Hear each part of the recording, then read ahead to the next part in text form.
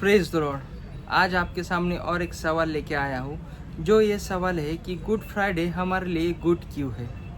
इस सवाल का जवाब देने से पहले मैं आपको एक कहानी बताने जा रहा हूँ। तो वो कहानी है कि आप सोचिए कि आप 2025 साल पहले यरूशलेम में हैं और वहाँ पर शोरगुल हो रहा है, लोग चिल्ला रहे हैं, इस पर क्रूस पर दो, इसको क्रूस पर दो, इसको क्रूस पर दो। और एक आदमी जिसके सिर के ऊपर कांटों का मुकुट है, शरीर खून से लथपथ है और उसके शरीर के ऊपर कोड़ों के निशान हैं, वो एक भारी क्रूस को घसीटता हुआ चला जा रहा है।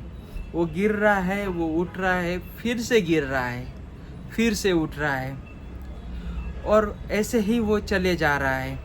एक सैनिक आपके सामने अचानक आता है और बोलता है, ये कौन है पता है? ये तुम्हारे लिए मरने जा रहा है। आप अचानक शॉक हो रहे हो, मेरे लिए? ऐसा इसने क्या किया है कि ये मेरे लिए मरने जा रहा है? ये इंसान कोई और नहीं है, यह प्रभु यीशु मसीह है, जो मेरे, आपके और हम सब के पापों के लिए क्रूस के ऊपर मरने जा रहे हैं। लेकिन ये दुख, ये दर्द, ये बलिदान, ये सब होते हुए ये गुड फ्राइडे गुड कैसे हो सकता है? गुड फ्राइडे गुड इसलिए है क्योंकि उस दिन हमें उद्धार मिला है। प्रभु यीशु मसीह ने पापों को हराया है, शैतान को कुचला है, इसलिए गुड फ्राइडे गुड है। गुड फ्राइडे गुड इसलिए भी है क्योंकि ये हमारे उद्धार का दिन है। यूहन्ना का 3 अध्याय और 16 वचन ये हमें सिखाता है कि परमेश्वर ने जगत से ऐसा प्रेम किया कि अपना एकलौता पुत्र दे दिया, ताकि जो कोई उसके ऊपर विश्वास करे वो नष्ट ना हो, परंतु वो अनंत जीवन पाए। हम सब पापी थे, हम परमेश्वर से अलग थे। रोमियो की पत्री 3 अध्याय और 23वां वचन। हमारे पापों की सज़ा मृत्यु थी। रोमियो की पत्री 6 अध्याय और 23वां वचन। प्रभु यीशु मसीह ने हमें बचाने के लिए खुद को क्रूस के ऊपर बलिदान कर दिया। यदि यीशु मसीह खुद का बलिदान न करते तो कोई भी उद्धार प्राप्त न कर सकता था। इसलिए गुड फ्राइडे गुड है क्योंकि यह हमारे उद्धार का दिन है। गुड फ्राइडे गुड है क्योंकि यह परमेश्वर के प्रेम का प्रमाण है।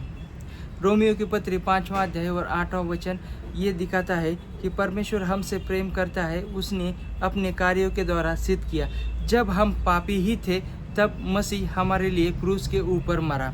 प्रभु यीशु मसीह ने हमें बचाने के लिए स्वयं क्रूस के ऊपर बलिदान दिए ताकि हम पापों से बच सकें। और परमेश्वर ने अपने कार्यों के द्वारा ये सिद्ध किया कि परमेश्वर हमसे प्रेम करते हैं। उसने हमारे पाप स्वयं खुद के ऊपर लिए ताकि हम धर्मी ठहर सकें।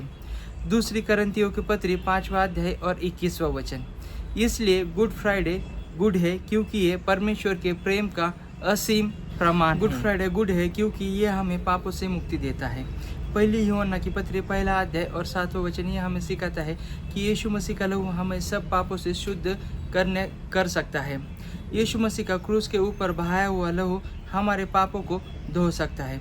पुराने नियम में हमारे पापों की क्षमा के लिए हमें पशु बलि देना पड़ता था, लेकिन यीशु मसीह अंतिम और सिद्ध बलिदान बना। इब्रानियों की पत्री 10वां अध्याय और 10वां वचन। अब हमें बार बार बलिदान देने की ज़रूरत नहीं है क्योंकि यीशु मसीह ने अपना बलिदान हमारे पापों के लिए दिया हुआ है और हमें उद्धार मिला है। इसीलिए गुड फ्राइडे गुड है क्योंकि यह हमें पापों से मुक्ति देता है।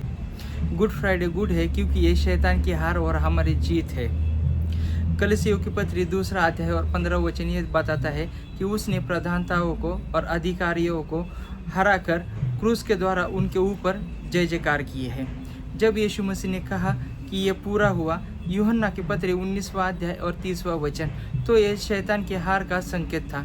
अब जो कोई प्रभु यीशु मसीह पर विश्वास करता है वो शैतान के बंधन में नहीं है, क्योंकि प्रभु यीशु मसीह ने मृत्यु, पाप और शैतान को हरा दिया है। अब इसीलिए गुड फ्राइडे गुड है क्योंकि शैतान हारा हुआ है और हम विजयी। गुड फ्राइडे गुड है क्योंकि वो हमें पुनरुत्थान की ओर ले जाता है। मत्ती का 28वां अध्याय और वचन 6 कहता है कि वह यहाँ नहीं, वह जी उठा है। यदि गुड फ्राइडे ना होता तो पुनरुत्थान भी ना होता। यीशु मसीह की मृत्यु ये कोई अंत नहीं, ये पुनरुत्थान की नई शुरुआत है। यीशु मसीह की मृत्यु और पुनरुत्थान ने ये साबित कर दिया कि यीशु मसीह ही परमेश्वर के पुत्र है। इसीलिए गुड फ्राइडे गुड है, क्योंकि ये हमें पुनरुत्थान की ओर और अनंत जीवन की ओर ले जाता है। ऐसे ही वीडियो पाने के लिए आप हमारे इस चैनल को लाइक, शेयर और सब्सक्राइब कर सकते हैं। God bless you. आज हमें क्या करना चाहिए? आज हमें प्रभु यीशु मसीह के बलिदान को स्वीकार करना चाहिए, अपने पापों से मन फिराना चाहिए और हमें नया जीवन जीना चाहिए और दूसरों को सुसमाचार सुनाना चाहिए। प्रभु आप सबको आशीष करे।